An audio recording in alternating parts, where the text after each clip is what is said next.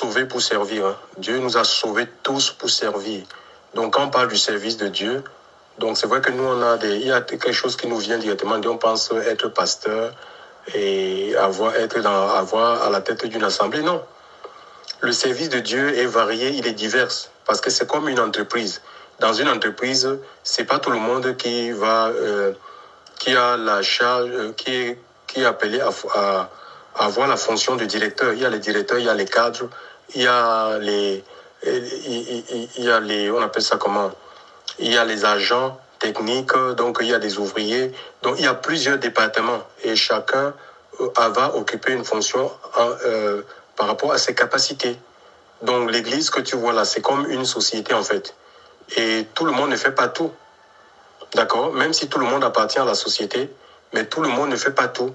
Donc, et les missions sont définies par le Seigneur, l'Esprit de Dieu. Il va répandre les dons, dont les capacitations, dont en fonction de ce au quoi il t'a appelé. Tu vois un peu, c'est un peu comme la main, c'est comme le corps. Tous les membres font partie du corps, mais on voit que chaque membre a sa fonction dans le corps. Voilà. Donc c'est un peu comme ça, c'est comme ça que l'Église devrait fonctionner. Maintenant, il faut savoir que en ce qui concerne l'évangélisation, ça vient d'abord, c'est du mot grec évangélum. Évangélum, ça veut dire c'est bonne nouvelle en fait. C'est la bonne nouvelle en fait. Hein. L'évangile, c'est la bonne nouvelle. Ça veut dire la bonne nouvelle et c'est la bonne nouvelle du salut.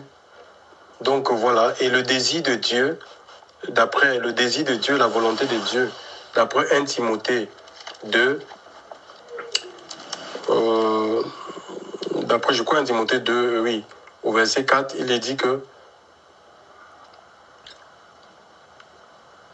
car cela est bon et agréable devant notre Dieu Sauveur, qui veut que tous les hommes soient sauvés et viennent à la connaissance de la vérité. Car Dieu est un et le médiateur entre Dieu et les hommes est un. L'homme Jésus-Christ qui s'est donné lui-même en rançon pour tous. Témoignage qui devait être rendu en son propre temps. Vous voyez un peu? Donc, on dit le désir de Dieu ou la volonté de Dieu, c'est que tous les hommes soient sauvés en fait et parviennent à la connaissance de la vérité. Voilà. Et pour cela, Dieu se sert des hommes. D'accord? Dieu se sert des hommes. Il a conçu la chose de la sorte. Il se sert des hommes, puisque lui-même il s'est fait homme pour sauver les hommes, et il se sert des hommes pour sauver les hommes. D'accord? Pour attirer les hommes vers le salut. Donc, on peut le dire ainsi. Parce que c'est Dieu qui sauve en fait. Donc, ça dit pour attirer les hommes vers le salut, il se sert des hommes, il utilise des hommes. Donc, ça a toujours été comme ça. Nous voyons en Égypte, Dieu pour libérer Israël, il a utilisé Moïse. Vous voyez un peu? Et aujourd'hui, notre Moïse, le Moïse des temps modernes, c'est Jésus. C'est Jésus, et en même temps, Jésus donnant sa vie sur le bois de la croix, Jésus appelait les hommes, il a appelé les hommes, les apôtres, les ministères, là. Apôtres, prophètes, évangélistes, pasteurs, docteurs, pour le bâtissement de son église, pour la construction de l'église. L'église, elle est universelle, hein, elle se limite par nos quatre murs. L'église du Seigneur. Et on voit cette œuvre-là, les apôtres se sont attelés à faire cette œuvre-là, en fait. Donc chacun ne travaillait pas, il n'avançait pas en rang dispersé, chacun dans son petit coin pour essayer de bâtir son petit empire. Donc c'est un peu la confusion qu'il y a aujourd'hui avec nous, l'église de la fin, où chacun veut faire son truc. Donc parce que en fait, il n'y a pas l'unité de l'esprit, en fait, où on est une génération qui est tellement orgueilleuse que vraiment on ne veut pas donner toute la place, la seigneurie de Christ. Parce que si Christ réellement règne dans les cœurs des serviteurs de Dieu, des enfants de Dieu, nous allons parler un même langage en fait. Nous allons avoir la même vision, la même pensée, la pensée de Christ. D'accord, nous allons travailler pour les mêmes intérêts. Ce ne sera pas les intérêts de la terre, des intérêts particuliers, mais on va travailler pour les intérêts du royaume, notamment le salut des âmes. C'est ce que les apôtres faisaient en fait. Ils ont travaillé et ils ont annoncé, on va annoncer le même message. La repentance, le pardon des péchés sera prêché, c'est l'ordre qu'ils avaient reçu. La repentance, le pardon des péchés sera prêché en son nom. Et c'est ce qu'on va prêcher. Et nous allons prêcher aussi, nous allons former les disciples. Il dit faites des nations les disciples, les baptisants. Donc, un disciple, c'est quelqu'un qui suit le maître. C'est quelqu'un qui est appelé, et même dans le livre de Luc, chapitre 4, verset 40, il dit tout disciple accompli sera comme le maître. Ça veut dire que le rôle là des ministères, les 5 ministères, c'est amener tous les âmes, tous les enfants de Dieu, qu'on soit un homme, une femme, du monde se donne à Christ, de nous amener à la maturité spirituelle, en sorte qu'on ne soit plus... Parce que quand un chrétien qui est mature, on ne peut pas le tromper, parce qu'il connaît son identité, il connaît qui il est en fait. D'accord, on ne peut pas le tromper, on ne peut pas l'exploiter, il ne peut pas il ne peut pas être une marionnette en fait. D'accord, parce qu'il connaît son identité. Et ça, c'est la mission des gens que Dieu a établis dans l'Église. Hein. Dieu continue à établir, Dieu continue à susciter, qu'on ne vous trompe pas que non, les ministères prophétiques, apostoliques, tout ça, ça n'existe plus. Les dons des miracles, c'est pas vrai. C'est biblique. Jesus is the same God. Jésus est le même en fait. Hein. C'est le même Dieu hier, aujourd'hui, éternellement en fait. Jésus est le même hier, aujourd'hui, éternellement. Je crois Hébreux 13:8 nous le dit. Donc il n'a pas changé et l'Église continue. Donc l'Église a besoin de tous les dons en fait. Tous les dons pour sa construction en fait. Et c'est ce qui va faire même une Église forte. Et le but de Satan, c'est de diviser le corps en fait. Diviser pour régner en fait. Donc quand il divise, on va se priver. Parce que même si l'homme le plus ouin, il n'a pas tout en fait. D'accord? Même si Dieu t'a ouin comment, tu ne peux pas tout faire en fait. Il y a certains aspects de Dieu que tu n'as pas, qui t'échappent. Il y a une façon de présenter l'évangile que tu n'auras pas. Et on a besoin, donc c'est l'ensemble, parce qu'on s'enrichit en nous écoutant les uns les autres, c'est une forme d'enrichissement. On s'enrichit en fait, mutuellement en fait. Et si on dit qu'on se prive, par exemple, du ministère pastoral, du ministère évangélique, l'Église sera là, mais c'est comme un corps qui est infime en fait. Vous voyez un peu, ce corps aura du mal à fonctionner. Et c'est comme ça, c'est un corps, mais il est infime. Un corps qui est amputé d'un bras, c'est un corps, mais ce corps est infime. Un corps qui est amputé d'un pied, c'est un corps qui est infime. Et ça aura du mal à... Ça sera difficile pour ce corps d'être épanoui. Et le Seigneur veut que l'Église vive le plein épanouissement. Et ça passe par l'unité. Ce n'est pas une unité dans la chair, hein, excusez-moi. Ce n'est pas une unité dans la chair qu'on va dire, bon, écoutez, parce qu'on parle de Jésus, mettons-nous ensemble alors qu'on ne croit pas dans la même doctrine. Il faut que c'est une unité sur le plan doctrinal, une unité dans la vision du royaume. Ce n'est pas que certains, 2 personnes ne peuvent pas marcher ensemble s'ils ne sont pas d'accord. Ce n'est pas que certains, ils regardent, ils prêchent le ciel, les autres prêchent la terre. Il n'y a pas une unité comme ça en fait. Il faut que si on prêche le ciel, on va parler le même langage, on va prêcher le ciel.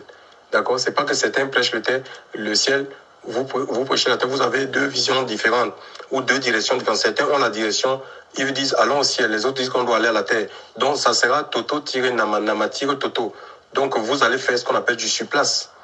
D'accord? Parce que chacun voudra s'imposer dans sa vision. Donc d'où les séparations, les fractures que vous voyez dans les assemblées là. C'est des problèmes de vision en fait. Et c'est biblique. Et même parfois Dieu permet aussi des fractures pour l'expansion, pour que l'œuvre se répande. Parce que nous, on veut reconstruire les tours en fait. On veut reconstruire les tours de Babel. On veut reconstruire... on veut reconstruire les religions en fait, les cathédrales, où tout le monde on est là en fait. Non, alors que le Seigneur dit allez, on doit se disperser, on doit se répandre. Hein, jusqu'aux extrémités de la terre en fait. Donc c'est comme ça. Et parfois quand nous-mêmes on ne veut pas, le Seigneur vient. C'est ce qu'il a fait à la Pentecôte. Quand 3000 sont convertis, les apôtres sont restés là à Jérusalem. Et pourtant l'ordre leur avait été donné d'aller partout en Samarie, en Galilée, jusqu'aux extrémités de la terre. Mais ils ont commencé à Jérusalem, là où ils ont reçu l'Esprit de Dieu. Maintenant il ne fallait pas qu'ils restent là, il fallait qu'ils se déploient en fait. Qu'ils élargissent le message, le mandat qu'ils ont reçu.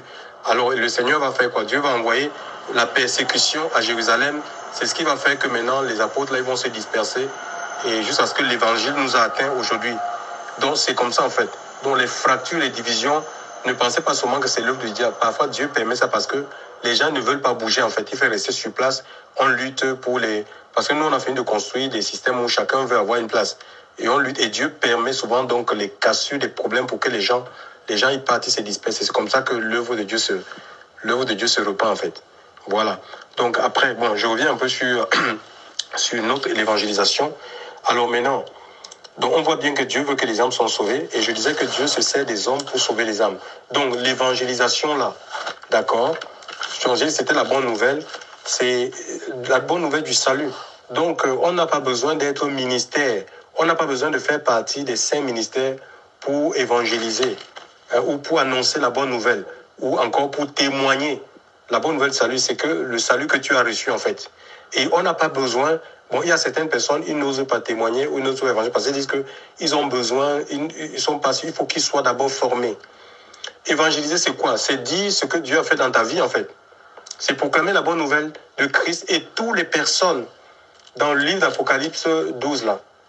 Si on voulait à partir du 7, on dit Satan fait la guerre à tous les gens qui ont le témoignage de Christ. Donc, toutes les personnes qui ont reçu Jésus, ils ont son témoignage. Peut-être à moins qu'ils ne l'ont pas reçu. Mais toute personne, toute âme qui a fait une rencontre personnelle avec le Seigneur, cette personne-là a le Christ en lui. D'accord? Il a Jésus. Il a Jésus dans son cœur. Donc, et cette personne peut dire ce que Christ a fait dans sa vie. Cette personne sait en qui il a cru. C'est ce que l'apôtre Paul a dit. Je sais en qui j'ai cru. Donc, tu as le témoignage. Hein. Ça peut être Dieu. Le Seigneur va te délivrer. Tu étais un alcoolique névrosé. Le Seigneur va te délivrer de l'alcool. Si c'était les femmes, tu étais lié par les femmes. Il va te délivrer de l'esprit de sexualité. Si tu avais une maladie chronique, le Seigneur va te délivrer de cette maladie-là. Et c'est ce que tu vas témoigner. On ne te demande pas autre chose. Témoigner, c'est pas, ou évangéliser, c'est pas réciter les gens, la Genèse à l'Apocalypse, c'est pas l'enseignement. Et même dans le livre, c'est pas aller faire des enseignements, en fait, bibliques. Aller réciter aux gens la Genèse à l'Apocalypse, non. Et même dans Jacques, parce que tout le monde n'est pas appelé à enseigner. Mais évangéliser, ou évangéliser, témoigner, proclamer la bonne nouvelle, ça, c'est donné à tous. C'est un mandat qui est corporatif. C'est pour l'apôtre et c'est pour le nouveau converti. Ce mandat-là, c'est un mandat qui appartient à tout le corps. Acte chapitre 1, verset 8 dit « Vous recevrez une puissance, le Saint-Esprit survenant sur vous, et vous serez mes témoins. » D'accord? On témoigne Christ. On dit ce que Christ a fait dans notre vie. C'est suffisant pour amener un homme, une femme au salut. Parce que le plus grand besoin des non-croyants, mes amis, le plus grand besoin des non-croyants, ce n'est pas leur assister avec le pain, l'eau, les vêtements. C'est pas ça, parce que le pain, ils vont manger, ils auront toujours faim. Hein? C'est pas leur donner l'argent. Si vous leur donnez l'argent, ils vont utiliser cet argent, ils auront toujours les besoins d'argent. Et le Seigneur avait dit, quand cette femme-là, la femme pécheresse qui avait brisé ce vase d'albâtre, qui coûtait 300 deniers, le salaire de 1 an d'un ouvrier, et il y a les apôtres qui se sont indignés. Et même l'autre là, on l'appelle qui? Judas, qui a vendu le Seigneur pour 30 pièces d'argent, qui a vendu le message pour 30 pièces d'argent. Il va dire, mais on aurait pu garder cet argent et le donner aux pauvres. Le Seigneur va lui dire quoi? Mais vous aurez toujours les pauvres avec vous, mais moi, vous n'aurez pas toujours. Les pauvres, vous en aurez toujours, mais moi, vous n'aurez pas toujours. Donc, c'est comme ça. Et je leur ai aussi dit, parfois, vous ne pouvez pas vous oublier vous-même sous prétexte que vous voulez vous occuper des pauvres, des gens qui sont démunis. La charité ordonnée, ça commence par toi-même. Tu ne peux pas être dans l'obscurité, dans le noir, et vouloir aller mettre la lumière chez le voisin. D'accord? Il faut que toi-même, tu sois d'abord éclairé, et puis maintenant, tu verras comment aider le voisin. C'est comme ça que ça se passe, en fait. D'accord? Donc, donc je disais donc que le plus grand besoin d'un non-croyant, ce n'est pas de lui donner le pain, de lui donner de l'eau. C'est lui présenter Jésus, en fait. C'est Jésus dont les gens, le monde, l'humanité a besoin. C'est le seul espoir pour la race humaine. Donc nous avons, comme le frère le disait, on a le médicament, c'est-à-dire que le remède pour un monde qui se meurt, c'est Jésus. Il est la solution à tout. Les choses qui sont impossibles aux hommes sont possibles à Dieu. Donc maintenant, je dis qu'il y a des frères qui pensent qu'il faut avoir vraiment de connaître toute la Bible pour évangéliser. C'est pas vrai. Ton témoignage, hein, c'est que Christ, et même ça sera plus percutant, plus performant, parce que tu vas parler avec les accents de la foi. C'est ce que Dieu a fait, c'est ton expérience. Un témoin, c'est quelqu'un qui a assisté à quelque chose, qui a expérimenté quelque chose, qui a vu quelque chose.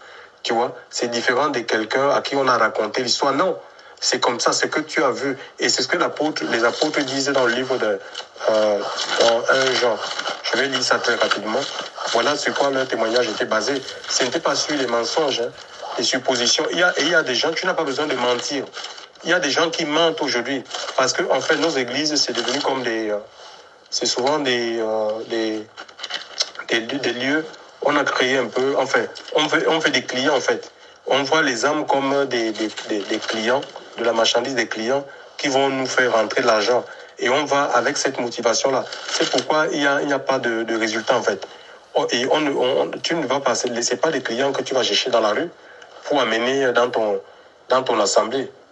Vous voyez, un peu dans le livre de 1 Jean 1, il est dit, ce qui était dès le commencement, ce que nous avons entendu, ce que nous avons vu de nos yeux, ce que nous avons contemplé et que nos mains ont touché concernant la parole de la vie, si la vie a été manifestée et nous avons vu et nous déclarons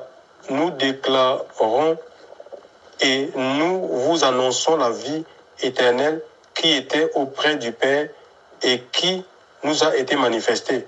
Ce que nous avons vu et entendu, nous vous l'annonçons afin que vous aussi vous ayez communion avec nous. Or, notre communion est avec le Père et avec son Fils, Jésus-Christ. Vous voyez un peu. Donc, c'est des choses. Donc, leur témoignage était, leur évangélisation, leur témoignage était basé sur leur vécu, en fait, sur des expériences qu'ils ont faites avec le Seigneur. Et quand on marche avec le Seigneur, on va d'expérience en expérience. Hein. Donc, on va de transformation en transformation, de révélation en révélation. Et nous voyons avec l'apôtre Paul, il dit, je t'ai établi pour que tu annonces des choses que tu as vues et celles pour lesquelles je t'apparaîtrai. Donc, quand on est avec le Seigneur, c'est d'apparition en apparition. Le Seigneur on ne connaît pas tout, en fait. Dieu se révèle à nous par portion. C'est par portion. Et au fur et à mesure que nous, on continue à s'ouvrir au Seigneur. Et c'est comme ça que on grandit, peu importe qui on est, en fait. Peu importe qui on est. Donc, enlevons que c'est seulement les hommes de Dieu. Non. Un homme de Dieu qui ne suit plus le Seigneur, il peut être disqualifié, en fait. Parce que les mystères du royaume, c'est pour les gens qui sont comme des enfants, qui décident vraiment de s'ouvrir. Et plus tu t'ouvres à Dieu, qui que tu sois un homme, que tu sois une femme, tu vas aller d'expérience en expérience. D'accord? Tu vas aller d'illumination en illumination, de révélation en révélation, de puissance en puissance, d'autorité en autorité. Il dit, vous recevez une puissance, de renouvellement en renouvellement. On voit les apôtres dans Actes, on voit les renouvellements du baptême de l'Esprit Saint dans le livre des Actes des apôtres, en fait. Donc, ça ne s'est pas arrêté à la Pentecôte. Donc, voilà, je disais donc que ce n'est pas... donc, on n'a pas besoin de connaître la Genèse à l'Apocalypse pour être témoin. Ce que Christ a fait dans ta vie, c'est suffisant. Nous avons dans le livre de Marc 5, avec le procédé du village de Gadar, le Gadarénien. Le Gadarénien, il avait été touché par le Seigneur. C'est lui, le fou qui était dans les sépulcres, là. Il a été touché par le Seigneur. Et l'Écriture nous dit, Jésus l'a délivré de ces démons-là, cette cohorte qui animait sa vie. Et le monsieur, le Gadarénien, dans Marc 5, le Gadarénien, vous pouvez lire ce passage, le Gadarénien, il voulait suivre le Seigneur. Il voulait suivre les apôtres. Il voulait se mettre en marche avec les apôtres. Le Seigneur va lui dire, non, va dans ta famille, dans ta maison, et dis-leur ce que j'ai fait pour toi. Voyez un peu, est-ce que le monsieur avait fait une étude biblique avec le Seigneur? Non, c'était le même jour qu'il a été touché par Dieu, par le Seigneur, et il voulait suivre Jésus. Parce qu'à l'époque, les apôtres suivaient le Seigneur littéralement. Nous, on suit sa parole, en fait. On le suivait quand Jésus allait en Galilée, ils allaient en Galilée. Ici, il se rendait à Béthanie, il allait avec lui en Béthanie. Donc, le monsieur voulait le suivre aussi de manière littérale, en fait. Mais le Seigneur va lui dire, va dans ta maison. C'est dans Marc 5, verset 12. Hein. Le Seigneur dit, va dans ta maison vers les tiens et raconte-leur tout ce que le Seigneur t'a fait et comment il a eu miséricorde pour toi. Va dans ta maison vers les tiens. Donc c'est comme ça, si tu crois, toi et toute ta famille, tu seras sauvé. Premièrement, c'est les siens. Quand on se donne le Seigneur, on ne coupe pas les ponts avec sa famille. Voilà encore une aberration. Il dit, va vers les tiens, dans ta famille, les gens qui t'ont connu, tes amis là, avec qui tu allais dans les débordements, les débauches. C'est eux que tu dois d'abord rendre témoignage. Voilà ce que le Seigneur a fait dans ma vie. Voilà, mais comment tu vas, tu vas couper les ponts avec la famille en disant qu'eux, ils sont dans le monde, ils sont dans le monde, toi, tu n'es plus du monde. Ils vont être gagnés comment? C'est toi qui dois amener le témoignage dans ta famille. C'est toi qui apportes la lumière. Tu es la lumière dans ta famille, tu es le sel dans ta famille. Alléluia. Une valeur ajoutée. Le sel, la lumière, ça enlève la confusion, en fait. Donc, la lumière, là, pour enlever la confusion, donc, pour qu'il n'y ait pas la confusion, en fait. Hein. Donc, tout est clair. Donc, voilà. Ils vont voir à partir de ta vie, ils vont dire, mais nous voulons être comme toi, parce qu'ils verront un changement, une transformation dans ta vie. Donc c'est dans ta famille d'abord que tu dois être témoin. Déjà, pas ta vie. C'est pas forcément faire des récitations de versets. Pas ta vie, ton témoignage, comment tu vis, le fruit de l'esprit. Il faut qu'ils voient ça. Ils voient une personne changée, qui transformait, qui était une nouvelle création en fait, qui n'a rien à voir avec ce que tu étais dans le passé. C'est ça. En Christ, on devient une nouvelle création. C'est ce que le Seigneur fait. Donc, et même dans le livre de Pierre, il est dit pour des femmes qui ont des hommes qui ont des maris inconvertis ou des femmes inconverties, ils doivent être gagnés pas par la parole, mais par le comportement. Par le comportement. Donc, certains seront gagnés par le comportement. D'accord? Gloire à Dieu. Donc, maintenant, ça ne veut pas dire qu'on peut donner des éléments de langage pour des personnes qui sentent toujours d'aller dans la rue. Il y a des passages qui sont en accord avec les Écritures. Ça dit qu'on n'invente rien. Par exemple, Jean chapitre 3, 16, car Dieu a tant aimé le monde qu'il a donné son Fils afin que quiconque croit en lui ne périsse point, mais qu'il ait la vie éternelle. C'est dans les Écritures. Où il y a un seul médiateur entre Dieu et les hommes, Jésus-Christ homme. Acte 4, 12. Il n'y a de salut à aucun autre, car il n'y a sous le ciel aucun autre nom qui a été donné parmi les hommes par lequel nous devions être sauvés. Il y a, je crois, Jean 14, Jean 14, Matthieu 11, 28. On peut donner des passages comme ça, des passages d'évangélisation. Venez à moi, vous tous qui êtes chargés, fatigués, je vous donnerai du repos. Jean 14, 6. Il dit quoi? Jean 14, 6. Il dit, Jean 14, 6, moi je suis le chemin, la vérité et la vie. Jean 14, 6, Jésus dit, moi je suis le chemin, la vérité et la vie. Nul ne vient au Père que par moi. Donc, Jean 8, 32 aussi. Donc, c'est des passages qu'on peut donner, mais on n'a pas vraiment besoin d'une formation proprement dite pour que les gens aillent témoigner. Pendant que vous dites qu'il faut faire 3 ans de formation, mais les gens, pendant ce temps, les gens ils vont en enfer. Donc, et on est témoin partout à temps et à contre-temps. D'accord? Donc, il est dit, voilà, par exemple, Jésus dit, je suis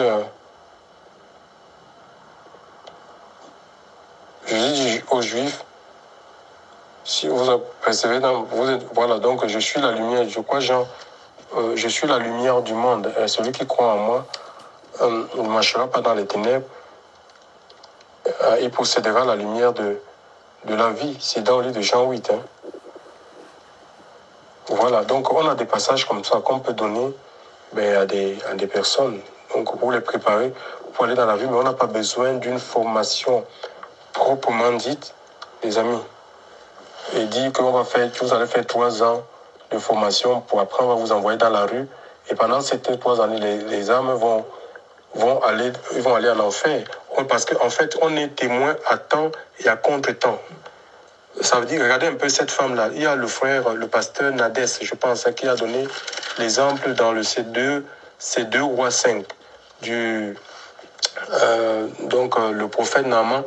C'était une femme qui était captive, elle était esclave, une servante, elle était dans l'esclavage. Mais ça ne l'a pas empêché le fait qu'elle soit esclave. Donc le lieu, la condition n'était pas pour elle. Puis elle était dans une nation païenne où on ne connaissait pas le Dieu d'Israël. Mais elle a pu, parce que par rapport à une circonstance, elle voyait comment son Seigneur souffrait. Elle a dit, s'il était en Israël, le prophète Élisée le guérirait. Donc elle a témoigné juste, parce qu'elle a vu, elle connaissait ce prophète. Vous voyez un peu? C'est ça le témoignage aussi sur la base de ce qu'on a vu. Et c'est basé sur ce qu'elle a vu. Elle connaissait qui était le Dieu d'Élisée. Elle a témoigné cela. Et on voit que le Naaman s'est rendu à Jérusalem, en Israël. Et voilà, et il a expérimenté la puissance. Il a expérimenté la guérison. Il a été délivré de sa lèpre. Vous voyez, le témoignage. Un témoignage, et le lieu n'était pas approprié. Elle pouvait dire quand moi je suis esclave, je vais même parler de quoi ici. Elle aurait même pu maudire Dieu. Pourquoi est-ce que Dieu a permis, si Dieu existait, pourquoi il a permis que je sois esclave? Mais parce qu'il voulait que le message arrive en Syrie. Il voulait que le message le message véritable, le Dieu véritable soit connu en Syrie. Donc les voies de Dieu sont insondables et parfois Dieu nous met dans des conditions parfois qu'on ne comprend même pas. Mais on dit mais pourquoi Dieu sait toutes choses, alléluia. Donc on est appelé à servir Dieu. Même dans les conditions difficiles, on est témoin. Gloire à Dieu. Donc voilà. Et voilà, donc, et ici, dans le livre maintenant, donc je disais, donc voilà, nous avons aussi la femme au puits, la femme samaritaine. Est-ce qu'elle a fait des études bibliques pour aller témoigner quand Jésus a révélé sa vie? Elle est partie en Samarie et elle a dit, voilà, j'ai rencontré un homme il a tout dit de ma vie. Et c'est comme ça que les gens ils sont venus. Ils sont venus, tout le village, toute la Samarie a été gagnée par le témoignage de cette dame. Hein. Est-ce qu'elle avait fait des études? Elle n'a pas fait des études hein, bibliques. Donc, je ne dis pas que les études bibliques, c'est mauvais. Oui, on doit former les disciples. Mais en ce qui concerne le témoignage, il ne faut pas retenir les gens, dire qu'il faut faire des formations de 4 ans, 5 ans. Non, ils sont témoins là. Ce que Dieu a fait dans leur vie, il faut qu'ils témoignent ça, qu'ils disent ça. Et c'est ce que le Seigneur va amener. Et l'Esprit de Dieu va convaincre. C'est l'Esprit de Dieu qui convainc les cœurs. Et que maintenant, l'objectif aussi, ce n'est pas parce que les gens vont témoigner que forcément, les âmes là doivent venir dans votre dénomination, dans votre congrégation, dans votre lieu de prière. Non, on témoigne Christ, on ne témoigne pas un homme de Dieu, on ne témoigne pas un pasteur. C'est Jésus qu'on témoigne, qu'on présente, c'est lui qui est le chemin, la vérité, la vie. Et maintenant, l'Esprit de Dieu, s'il touche ces personnes, et si Dieu veut que cette personne se joigne à vous, à votre congrégation, à votre milieu, qu'il soit parmi vous, Dieu va parler à son cœur. Donc, il faut laisser les gens libres. On ne parle pas, ce n'est pas des clients qu'on cherche, s'il vous plaît. Ce sont les âmes, tu les parles du salut et l'Esprit de Dieu fait le reste. Il peut les amener ailleurs. Et parce que Dieu voit, nous on voit plusieurs églises, mais Dieu voit, lui il a une seule église. Hein, et oui, qui est disséminée partout. Nous on a nos églises, nous on voit nos systèmes. On voit nos systèmes, on voit nos dénominations. Mais Dieu ne voit pas la chose comme ça. Dieu lui voit son église, elle est universelle. Elle est partout, sur toute la surface de la terre. Et Dieu va conduire cette personne là où il veut. Parce qu'il y a des églises locales. L'église universelle, il y a l'église locale. Donc les églises régionales et tout ça, quoi, continental et tout ça. Et Dieu lui-même va l'envoyer. Il va l'envoyer là où il voudra. D'accord? Et j'espère que ça va un peu enlever beaucoup. Parce que parfois, on se met des fardeaux nous-mêmes, des pressions qu'il ne faut pas en fait. C'est l'œuvre du roi en fait. Notre œuvre, c'est pour le roi. D'accord? Et les âmes, c'est pour le Seigneur. Ce n'est pas pour nous. Ils ne sont pas obligés d'être avec nous, de venir là où on est. Dieu les envoie là où il veut. Nous devons tout simplement faire notre part, c'est-à-dire présenter Christ aux gens. Et lui, il s'en charge du reste. Voilà, c'est ce que je voulais dire. Et on ne peut pas se taire, en fait. De toute façon, quand on a l'Esprit de Dieu, on voit l'apôtre Paul, l'apôtre Pierre, le jour de la Pentecôte. Lui, il avait régné Jésus à 3 reprises. Hein. Et on voit que revêtu de la puissance du Saint-Esprit, c'est ça, l'évangélisation avec le feu. On a besoin de l'Esprit de Dieu. Et il faut être beaucoup dans le jeûne et dans la prière. Alléluia. Vraiment que Dieu nous revête de sa puissance, de son esprit, pour qu'on n'ait plus honte. Hein? L'apôtre Paul dit, je n'ai pas honte de l'évangile, car c'est la puissance de Dieu, Romains 1,16. C'est la puissance de Dieu pour le salut de quiconque croit. Il faut être revêtu de l'esprit de Dieu qui enlève la honte, en fait. Donc, il faut qu'on soit rempli au point d'être ivre du Saint-Esprit. Quelqu'un qui est ivre, quelqu'un qui boit l'alcool, il peut même se déshabiller dans la rue, il devient extravagant, mais il n'a pas honte. Le lendemain, quand l'alcool le quitte, on va lui dire, mais regarde que tu as marché nu. Il va dire, moi, non, c'est pas possible. Il aura même, oh non, c'est comme ça, il faut atteindre l'ivresse spirituelle. Quand tu es ivre du Saint-Esprit, tu n'auras pas honte de parler de Christ, de honte de prendre position pour la vérité, honte de dire ton appartenance, de dire que tu appartiens au Seigneur. Même au milieu des idolâtres, tu n'as plus honte de ça, en fait. Et c'est l'Esprit de Dieu qui enlève cette honte, hein. La honte du Seigneur, en fait. Hein? Voilà, on n'a pas honte de se prononcer pour le Seigneur, de dire qu'on appartient à Christ, de dire que ce Seigneur nous a sauvés, qu'il nous a guéris. Voilà.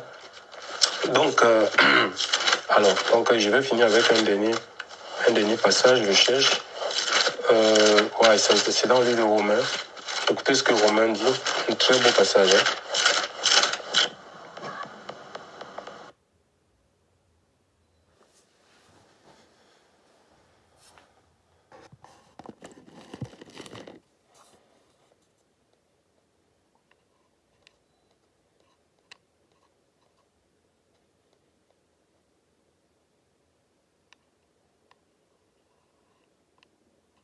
Dans le jardin d'Éden, Adam et Ève, ils étaient nus, hein, mais puisqu'ils étaient couverts par la gloire de Dieu, donc ils n'avaient pas conscience de leur nudité. C'est pareil, même quand on est dans le Seigneur, on est rempli de la présence de Dieu. On n'a même pas, même si on est de toute façon, on peut être fauché. On n'a même pas un sou dans la poche, mais on est bien, on est heureux. On ne va pas chercher à aller cambrioler. On adore le Seigneur. On n'a pas conscience de nos manques. Même si on est célibataire, on n'a pas conscience de ça en fait. Parce que notre vie est couverte et remplie de la présence du Seigneur. Donc, c'est ça. Il faut qu'on revienne dans les enseignements véritables. Hein. C'est ça qui vont rendre l'Église forte. L'Église, elle sera puissante, mais avec en enseignant ce que les apôtres ont enseigné, en imitant leur voie en fait. D'accord? En imitant ce qu'ils ont fait. Si les apôtres n'ont pas fait la vente des mouches. Il y a de différence entre juifs et de grecs, car le même Seigneur de tous est riche envers tous ceux qui l'invoquent. Car quiconque invoquera le nom du Seigneur sera sauvé. Quiconque invoquera le nom du Seigneur sera sauvé. Donc on voit que le salut se trouve en invoquant le nom du Seigneur. Ce n'est pas le nom d'un pasteur. Hein. Parce qu'aujourd'hui même, il y a des gens qui ont établi certains... J'ai vu des ordinations, quand j'étais là-bas au Cameroun, j'ai vu des ordinations, je t'établis... moi, serviteur de, je ne sais pas, de l'apôtre tel, je t'établis, machin, tout ça. Donc, non. On établit le nom du Seigneur. Il faut arrêter ça, en fait. Et c'est le nom du Seigneur qui est invoqué. On ne prie pas au nom des noms. Il y a des pasteurs qui demandent maintenant qu'on doit faire des délivrances à leur nom. C'est pas biblique, ça. D'accord, le Seigneur dit, à mon nom, vous imposerez les mots malades. Il n'est pas dit au nom d'un pasteur, au nom d'un apôtre, au nom d'un bishop, non. Comment donc, il est dit donc, quiconque invoquera le nom du Seigneur sera sauvé. Comment donc invoqueront-ils celui en qui ils n'ont point cru? Voyez? Donc il faut que les gens croient au Seigneur pour pouvoir invoquer son nom afin d'expérimenter le salut en fait, la délivrance, la protection, être mis hors de danger. D'accord? Être préservé du danger, être guéri, être sauvé, c'est ça le salut en fait. C'est tout, ça englobe tout. C'est le corps, c'est l'âme, c'est l'esprit. Et comment donc invoqueront-ils celui en qui ils n'ont point cru? Donc il faut croire en quelqu'un pour l'invoquer, pour l'appeler au secours. D'accord? Et comment croiront-ils en celui dont ils n'ont pas entendu parler? Et comment entendront-ils parler sans quelqu'un qui prêche? Et comment prêcheront-ils à moins qu'ils ne soient envoyés? Selon qu'il est écrit, combien sont beaux les pieds de ceux qui annoncent la paix et ceux qui annoncent de bonnes nouvelles. Voyez un peu? Donc il y a tout un processus. Donc on voit bien que pour invoquer le nom du Seigneur, il faut croire en ce Seigneur. Et pour croire en ce Seigneur, il faut avoir entendu parler de lui. Et pour entendre parler de lui, il faut bien que les gens puissent le prêcher. Et les gens qui prêchent, c'est des envoyés. Donc vous recevez une puissance Saint-Esprit, vous serez mes témoins. Et le Seigneur dit à ses disciples, les apôtres, allez par tout le monde prêcher la bonne nouvelle à toute la création. Donc maintenant, et il est dit aussi, donc il y a le verset 17 qui dit, car Ésaïe dit, Seigneur, à partir de verset Seigneur, qui est ce qui a cru à ce qu'il a entendu de nous? Ainsi, la foi est de ce qu'on entend, vient la pardon. C'est une façon de dire qu'en fait, mes amis, ce n'est pas parce qu'on annonce, on témoigne que forcément les gens doivent croire. Ils ne sont pas obligés. D'accord? Voilà.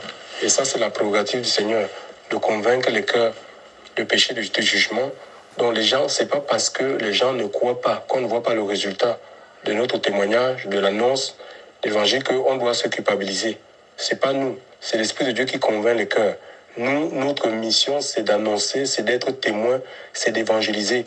Et le reste là, c'est le Seigneur. C'est de prier. Après, c'est Dieu qui guérit, c'est pas nous. S'ils sont guéris ou ils sont pas guéris, ça ne nous concerne plus.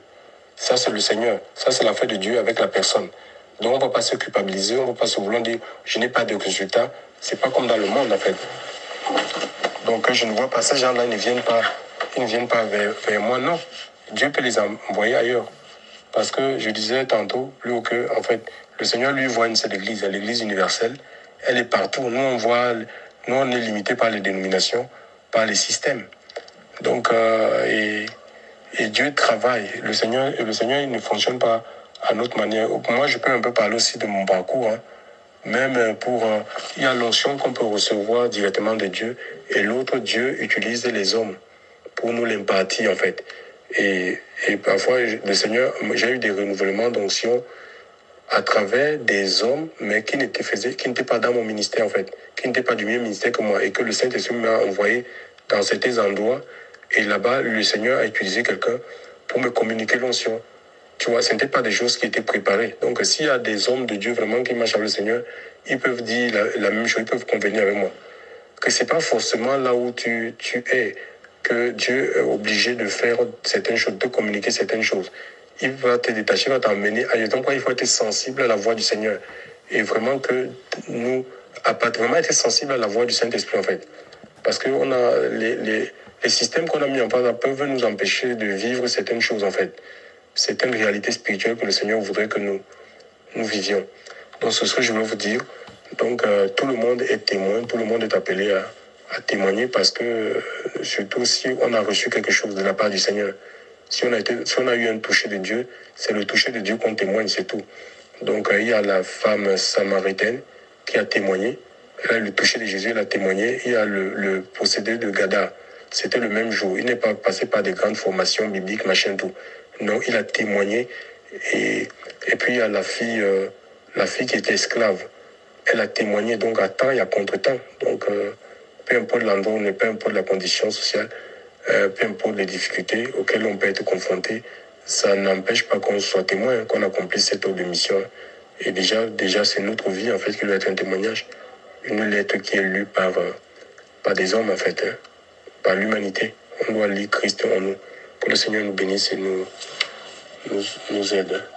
Gloire à Dieu.